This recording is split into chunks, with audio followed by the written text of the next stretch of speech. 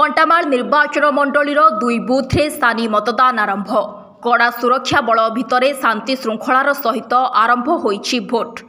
आपण माने देखिपारुथिबे बौद्ध जिला कंटामाल निर्वाचन मंडलीर 2टी बुथ्रे आज स्थानीय मतदान बा लोक पुनः भोट देबाकू सकाळ 7टारू ठिया होईछंती। पुलिसर कड़ा सुरक्षा बल आरंभ होईछि स्थानीय मतदान।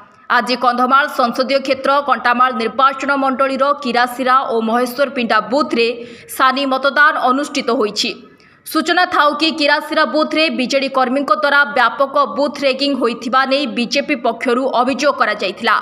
एहा सहित महेश्वरपिंडारे सरकारी कॉल को हाथबारिशी करी पुलिस लगाई अधारे मतदान बंद करिथिला पुलिस। एहा सहित पोलिंग बाक्स जोर जबरदस्ती लाठी चालनार सहित रबर गुली चालना करी बाक्स नैथिले। एहाकु नै बीजेपी प्रार्थी माने अभियोग करिथिले। एने राज्य मुख्य निर्वाचन अधिकारी लोक संपर्क अधिकारी विनायक मिश्र द्वारा जारी करा जायथिबा सूचना प्रकार भारत निर्वाचन आयोग निर्देशनामा अनुसार ओडिशार कंधमाल लोकसभा क्षेत्रर कंटामाल विधानसभा निर्वाचन मंडली अधीनस्थ बूथ नंबर 26 और बूथ नंबर 28 रे आज किरासिरा और महेश्वरपिंडारे पुनः मतदान अनुष्ठित हेउथिबार सीधा सड़क चित्र आपण माने देखि पारुथिबे। शांति श्रृंखलार सहित धाड़ी रे भोटर ठिया होइछंती। सकाळ 7टारू अपराह्न 4टा जाए एठी मतदान चलिबा नै जिला निर्वाचन अधिकारी बा जिलापाल जे सोनाल सूचना दैछंती।